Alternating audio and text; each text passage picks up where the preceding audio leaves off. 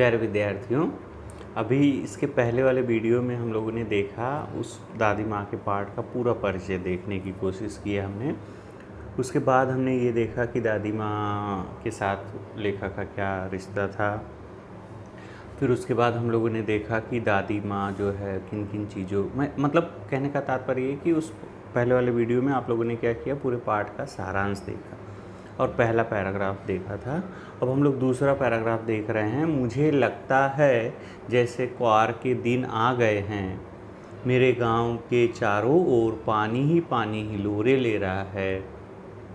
दूर के सिवान से बहकर आए हुए मोथा और साईं की अधगली घासें, घेऊर और वन प्याज की जड़ें तथा नाना प्रकार की बरसाती घासों के बीच सूरज की गर्मी में खौलते हुए पानी में सड़कर एक विचित्र गंध छोड़ रहे हैं। आपको पता है, पहला पैराग्राफ अगर आपको याद होगा तो पहला पैराग्राफ में लेखक कह रहा था कि मुझे बरबस गांव की याद आ जा रही है।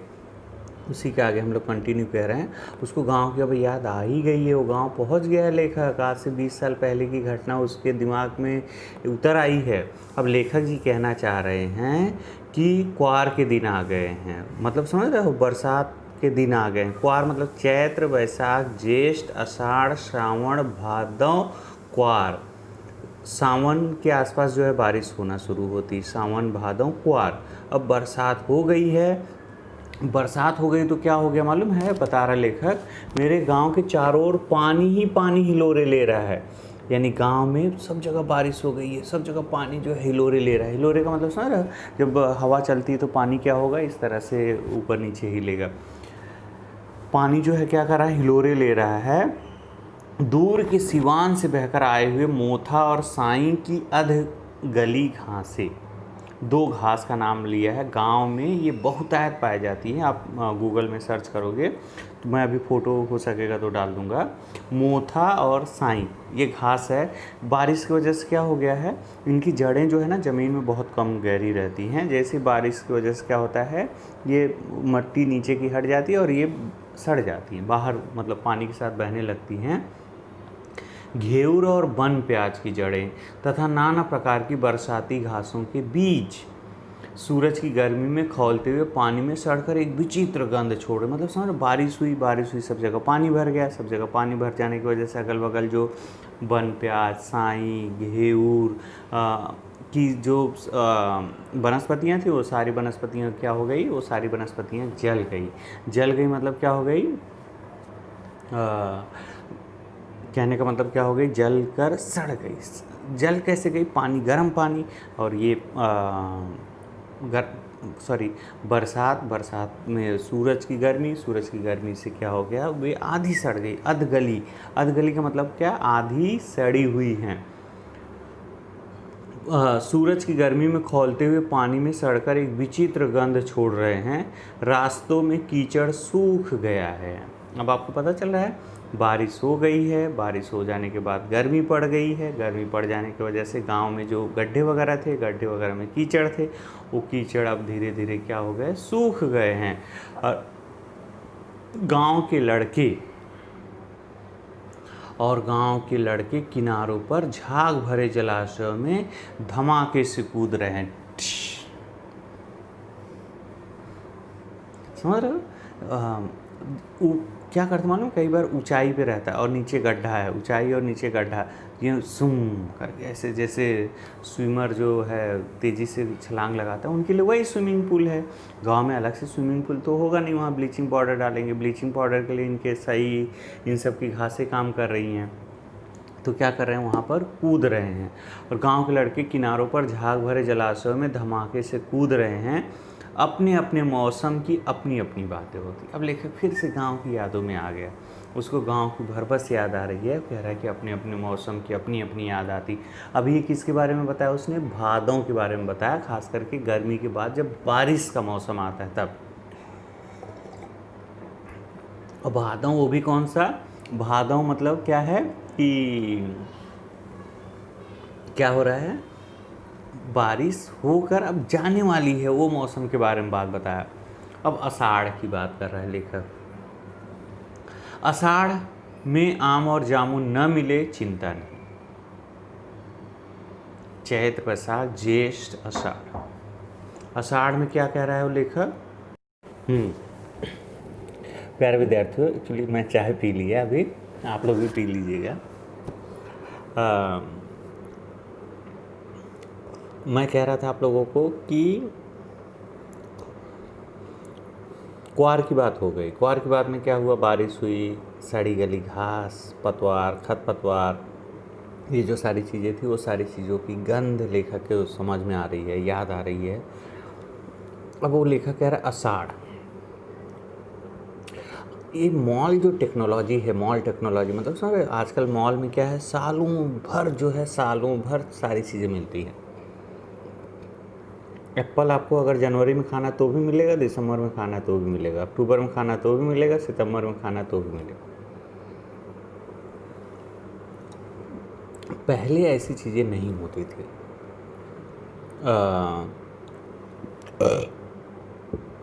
कोल्ड स्टोरेज नहीं होते थे। कोल्ड स्टोरेज नहीं होने की वजह से क्या होता था, कुछ चीज़ें जो हैं उसी समय मिलती थी जब उनका सीज़न होता था। संतरा मैं देखता हूँ साल भर मिलता है मुंबई में। अंगूर भी आप चाहो तो पैसे दे के क्या कर सकते हो, साल भर खरीद सकते हो, थोड़ा महंगा रहता है ज़रूर। तो प्यारे विद्यार्थियों, ये क्या हो रहा है पता है आपको? ये हो क्या रहा है, ये लेखक को फिर से उस महीने में पर्टिकुलर चीज़ों को कब मिलता था उन चीज़ों की याद आ रही है। आषाढ़ में आम और जामुन, इस समय आम और जामुन मिल रहे हैं, यही महीना मान के चलो आषाढ़, इसके बाद सावन आता है। आम और जामुन न मिले चिंता नहीं, लेखक कह रहा कोई बात नहीं। क्या नहीं मिल रहा है? आम नहीं मिल रहा है, जामुन नहीं मिल रहा है, कोई बात नहीं। अगहन में चिवड़ा और गुड़ न मिले दुख नहीं। चिवड़ा और गुड़ न मिले, चिवड़ा समझ रहे? पोहा, पोहा एक्चुअली वो तो पोहा हो गया। चिवड़ा और गुड़ ये खास करके उत्तर भारत में, उत्तर प्रदेश, बिहार, इन सब प्रदेशों में क्या करते हैं, जो पोहा होता है उस पोहे को दूध में भिगा लेते हैं और चम्मच के साथ खाते हैं, उसमें गुड़ डालकर। कई बार पानी में भिगो लेते हैं और उसको किसके साथ साथ खाते हैं? गुड़ के साथ खाते हैं। तो लेखक वही कह रहा है कि अगहन, चैत्र, वैशाख, ज्येष्ठ, आषाढ़, श्रावण, भादव, क्वार, कार्तिक, मार्गशीर्ष, नवंबर दिसंबर के आसपास का महीना कह रहा है कि अगहन में चिवड़ा और गुड़ न मिले दुख नहीं। चैत के दिनों में लाई, लाई मतलब समझ रहे हो, कुरमुरा, कुरमुरा के साथ गुड़, ये भी गांव में बहुत प्रसिद्ध है। थोड़ा सा कुरमुरा, कुरमुरे के अंदर चना, चना उत्तर भारत में क्या होता है, सेंगदाना नहीं मिल रहा है तो कुरमुरे के अंदर क्या डालते वो लोग, चना डाल देते, चना डाल देंगे और कुरमुरा और गुड़ के साथ ऐसे एक कुरमुरा लिए, उसको क्या किए, खाए, फिर उसके साथ एक बार कट्टा सा क्या काट लिया उन्होंने, गुड़ काट लिया। ये बहुत प्रसिद्ध नाश्ता कह सकते हो उसको, या हल्का क्या होता है, बहुत सारे बच्चे जेब में भर लेते उसको, गुड़ को, कुरमुरे को, और खाते खाते स्कूल चले जाते। बहुत सारे बच्चे जो है उसको इस तरह से बहुत सारी जगहों पर हाथ में मुट्ठी में भरे रहते हैं और खाते रहते हैं। तो लेखक कह रहा है कि चैत के महीने में लाई के साथ गुड़ नहीं मिलेगा चलेगा, आम और जामुन नहीं मिलेगी चलेगा, फिर क्या चाहिए भाई, उसको देखते हैं।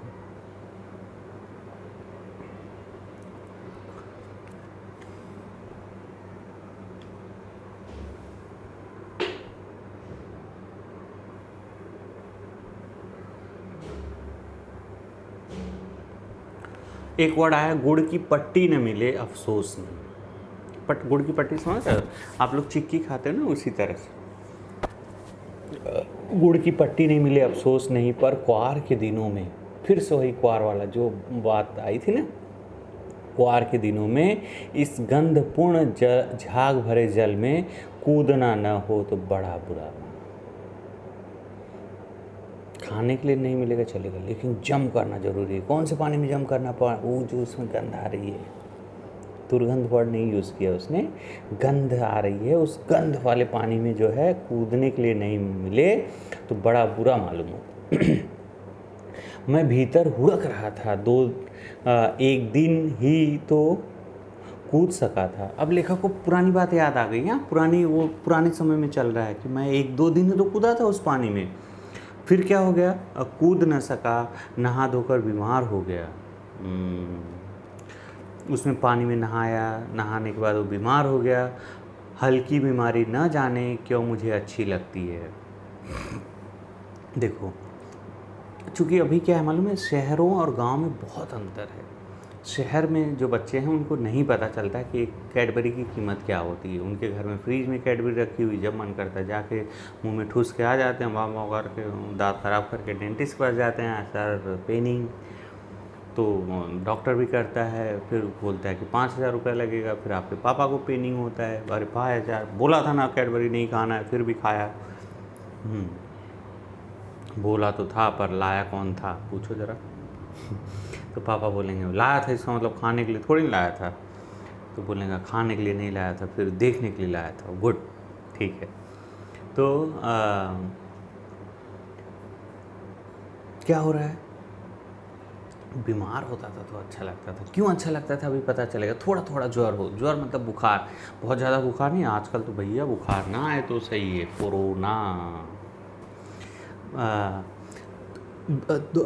थोड़ा ज्वर हो, सर में साधारण दर्द और खाने के लिए दिन भर नींबू और साबुन। लेकिन इस बार ऐसी चीज़ नहीं थी। ज्वर जो चढ़ा तो चढ़ता ही गया, रजाई पर रजाई, और उतरा रात 12 बजे बाद। रजाई मतलब समझ रहे, रजाई और गद्दा, जिसको गांव में क्या करते हैं ठंडी के समय लोग ओढ़ते हैं। तो लेखक कह रहा है कि क्वार का दिन था, नहाया उस गंध भरे पानी में, लेकिन हल्का ज्वार उसको अच्छा लगता था। लेकिन इस बार का ज्वार थोड़ा सा बढ़ गया और रजाई ओढ़ते जा रहा है, रजाई गद्दा, रजाई रजाई रजाई रजाई, लेकिन उसका बुखार जो है उतर नहीं रहा है। दिन में मैं चादरें लपेटे सोया था। अब ये क्या है मालूम है आपको, लेखक को याद आ रही हो पुरानी चीज़ें। बुखार, क्यों बुखार हुआ, कहाँ कूदा था, पानी में कूदा था, गंध वाले पानी में, ध्यान रखना। क्या हुआ उसको, चादर लपेटे सोया था, दादी माँ आई, शायद नहाकर आई थी उसी झाग वाले जल में। लेखक को कैसे पता चल गया उसी झाग वाले, झाग मतलब फेन किया होगा, उसी झाग वाले जल में नहाकर आई थी। लेखक को इसलिए पता चल गया क्योंकि उसकी गंध से वो वाकिफ है। आज 20 साल हो गया भाई साहब, वो नौकरी कर रहे हैं दूसरे शहर में, लेकिन वो गंध वाले पानी की याद उनको बार बार आ जाती है। तो उस समय तो वो टटका मतलब ताज़ा रहा होगा, थोड़े दिन की बात रही होगी, तो उनको तो याद ही होगा। वो दादी माँ भी वहीं नहा कर आई है जिस पानी में मैं नहा कर क्या हुआ, बीमार हुआ।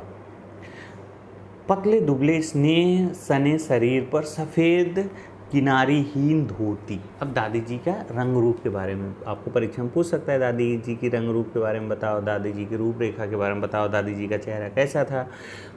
पतली दुबली थी, बहुत मोटी नहीं थी। स्नेह सने शरीर पर, स्नेह मतलब प्यार, प्यार टपकता रहता था।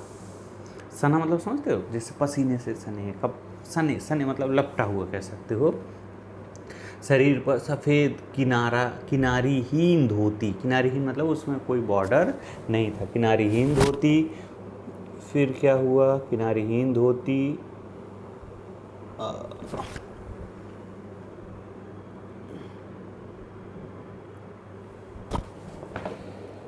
सन से सफ़ेद बालों। सन एक क्या है मालूम है, जिस गांव में रस्सी वगैरह बांधते हैं सफ़ेद कलर का होता है, उससे धागा भी बनाया जाता है, खेतों में होता है उसको। फिर क्या करते हैं, सन यहाँ वर्ड यूज़ हुआ है इसलिए। गांव में जो जानवर वगैरह को बांधने के लिए पगहा रस्सी का जो बनाते हैं, गांव में खाट आप लोगों ने देखा होगा, खाट जिसकी बनी रहती है वो भी आजकल तो बहुत मॉडर्नाइजेशन हो गया, प्लास्टिक के धागे वगैरह आ गए। कॉटन का होता था, उस पर सो जाओ आपको पसीना होगा तो वो सोख लेता था। ये सारी चीज़ें देखो गांव वाले कितनी अच्छे से जानते थे। लेकिन आधुनिकता के चक्कर में आज वहाँ पर भी क्या हो गया, ये सारी चीज़ें हट गई हैं।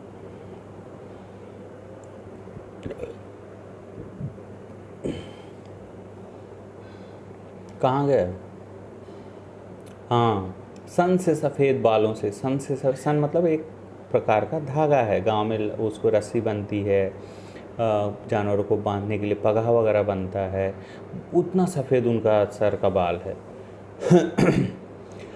बालों के सिरे पर सध टपके हुए जल की शीतलता मतलब जब आई तो क्या हो रहा है, बाल बड़े होंगे जो भी होगा, बाल से किनारे किनारे से क्या कर रहा है, पानी टपक रहा है। फिर क्या हो रहा है, आते ही उन्होंने सर पेट छुए।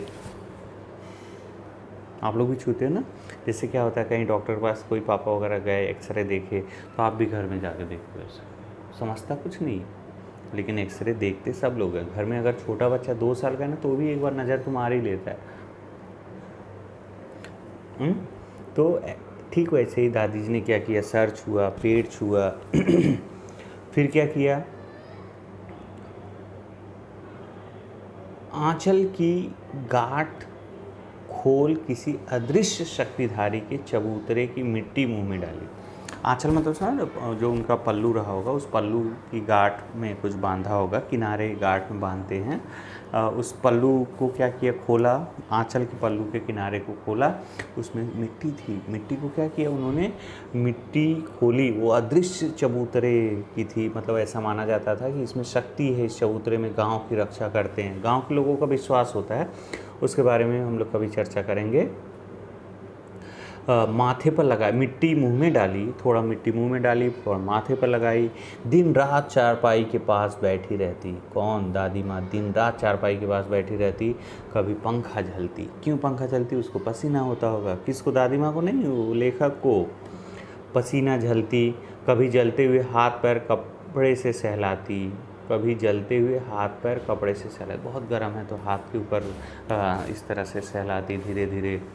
सर पर दालचीनी का लेप करती। दालचीनी समझ रहे हो, आपके घरों में आती होगी, मसाला होता है दालचीनी, नाम दालचीनी है लेकिन वो लकड़ी के जैसे रहती है, ध्यान रखो। दालचीनी को पीस के उसको क्या करती, लेप करती। क्यों ऐसा लेप करती, वो बहुत ठंडा करता है।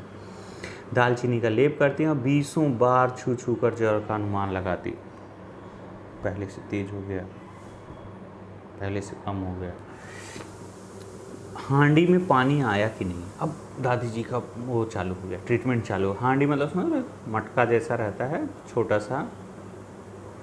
हांडी में पानी आया कि नहीं, उसे पीतल की छाल से छौंका कि नहीं, खिचड़ी में मूंग की दाल एकदम मिल तो गई है, कोई बीमार के घर में सीधे बाहर से आकर तो नहीं चला गया, आदि लाखों प्रश्न पूछ पूछ कर घर वालों को परेशान करती थी कि अच्छा ये बताओ, ये काम हो गया, क्या काम, हांडी में पानी गर्म हुआ, उसमें पीतल की छाल, पीपल की छाल, हाँ कोई आया तो नहीं था, इधर कुछ दिख रहा है, इधर कोई तो आया, तो मतलब आया तो नहीं था, उसको बीमार को छू लिया होगा जिसकी वजह से क्या हो गया होगा, उसको इन्फेक्शन।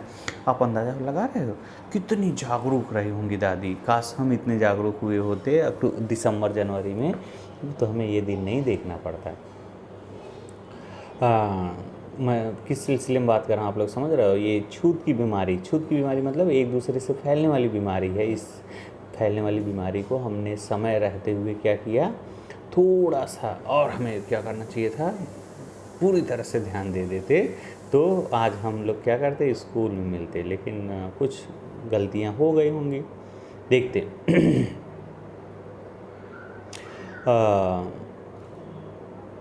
घर वालों से लाखों प्रश्न पूछती। दादी माँ को गंवई गांव की 50 किस्म की दवाओं के नाम याद थे। आपके घर में देखो, अभी आयुष मंत्रालय एक है, आयुर्वेदिक घर के बहुत सारी ऐसी चीज़ें उपलब्ध हैं जिनको क्या करते हैं, उपयोग करने पे काफ़ी फ़ायदा होता है। जैसे गले में खराश है तो आप अदरक की चाय पी लो, आपको काफ़ी क्या होगा, रिलीफ मिलेगा। एक एंटीबायोटिक खाने के बराबर तो हम नहीं कह सकते, लेकिन बहुत सारे फ़ायदे जो हैं वो घर में ऐसी हमारे पास बहुत सारी चीज़ें हैं जिनसे क्या होता है, आपको मिलता है।